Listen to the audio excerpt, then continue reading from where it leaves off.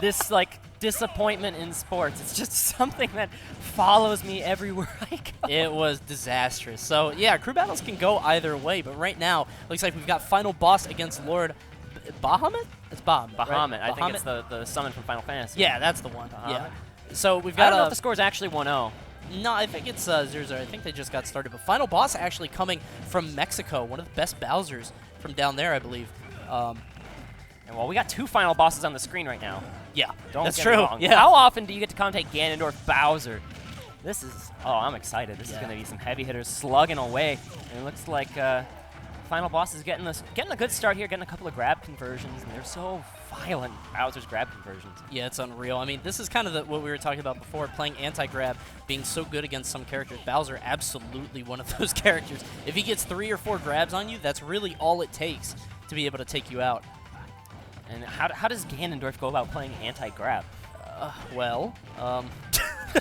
I don't have an answer for you. I mean, honestly, that was kind of Ganon's bane in all the other Smash games. Is like, you can't get away from Sheik's forward tilt.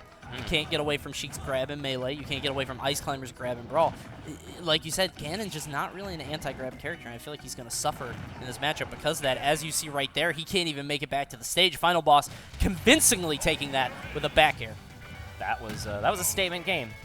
Yep. Who is the final boss on this screen? That's what we're deciding here. 2G Civil War Saga in this round of pools, and like you said, I think it's an uphill battle for Ganondorf just because his toolkit is he's so slow. He doesn't have a lot of safety. Like pretty much everything is a committal, and that can lead to shield grabs, particularly in this matchup. Sure. I mean, what matchup isn't, man? You know, when you pick Ganon, you kind of got to know what you're signing up for, unfortunately. And right now, Bowser got to be going into Game 2 with a 1-0 lead, and the pick is Battlefield. I guess I could see this being pretty good for Ganon. I mean, Ganon historically more of an aerial character than Bowser Ganon does is. not have bad platform pressure. Sure. He can pressure with short hop up airs, which is actually like kind of a scary move when you see him like sharking under a platform with an up air. Whoa, I've never seen that. There's an up air into a an up throw into a reverse forward air back air. That's some damage optimization there. That was unreal. I've seen that in like Twitter combo videos where you get like the grab at the ledge. Oh yeah. And it works on this character at like 48 to 52%. But no, you can just throw that out. Ganondorf is a pretty comboable character. Yeah. And we're seeing Final Boss show that right now. Yeah, he went for the up air, back air. I think he had a little bit too much rage if he had his percents right. And it seems like Final Boss isn't really teching those side Bs. I wonder if that's a kind of a choice. He couldn't do it from the aerial one, but on the ground, I've noticed he hasn't really been teching them.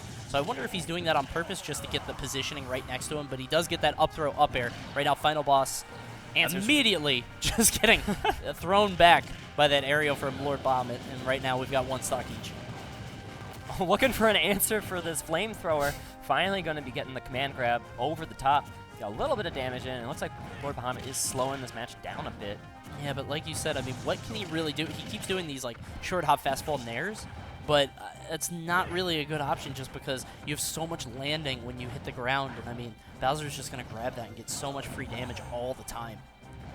It's like you've seen him trying to space like even with that back air in the neutral. And you can just get punished for that. You can get dash tagged, you can get hit by all sorts of stuff. Oh my goodness! But and he lived? I'm kind of offended. Like that shouldn't have happened. That was so, he should have died for that. But this edge guard is still going.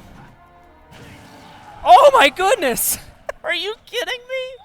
What a disaster. He stood up into the forward smash, and then he just kind of hung out there for a little while, and then he just got hit by Nair. Who edge guard? Reverse up air? What is this? Ganon edge guard. Like, he hit him with both hits of Nair. Are you serious? Oh my goodness. Awesome stuff. Lord Bahamut there, just keeping Final Boss off on the right side of the stage and not letting him come back. Wow. It looks like that has to be his ticket to success in this matchup. Oh, yeah. Is finding those edge guards, because, both these characters have linear recovery. We saw Final Boss get an edge guard or 2 in the game 1. Yeah. And now we see Lord Bahamut returning the favor. So it's going to be one of those games of who can get who off stage, who can just put on insane pressure that way. Yeah, both characters' recovery super telegraphed. Like, the trajectory is always the same way. So if one of these guys gets the other off stage, it's going to be really tough. But right now, Lord Bahamut, I mean, like we were saying, that Final Boss was one of kind of the hidden secret bosses of this tournament. And right now, Lord Bahamut saying, don't count me out either just because I'm playing Ganon. Yeah, the King of Eagle is striking back here. We're going to game 3 back on Smashville, and it looks like this is a tricky spot to be in, but he will find the air dodge in time, getting away from that neutral air. And there's so much. Oh, no. He might have fallen too low, and he did. Lord Bahamut taking the first stock. Final Boss just has to rally up and try to figure something out. Right now, he's getting destroyed by this Ganon. Oh my goodness. And okay, he's going to start his grab game. This is something that he was really missing on that second stock of game 2. Yep. And it kind of cost him. So let's see if he can just find another grab. Oh, he had the spacing, but he didn't get the dash out in time. Oh, whoa. This might be it. Yeah, there's the upper. So we've got a one-stock game between them, game 3 here. Now, one of the things that Ganon really suffers with is playing in that mid-range. Ganon doesn't have any answers if you just stand far enough away that he has to use, you know, kind of the Flame Choke or the Wizard Foot, but not close enough that he can't use, you know, his limited close-quarter combat options. So if you just stand there in the middle, and wow, at that, he goes for the stomp into the Flame Choke. Jeez. Lord Bahamut, you know, he knows how to get in your head. Yeah. And that's an important factor of any Ganondorf player, is knowing how to just get in someone's head when playing. This is an edge guard opportunity. Oh!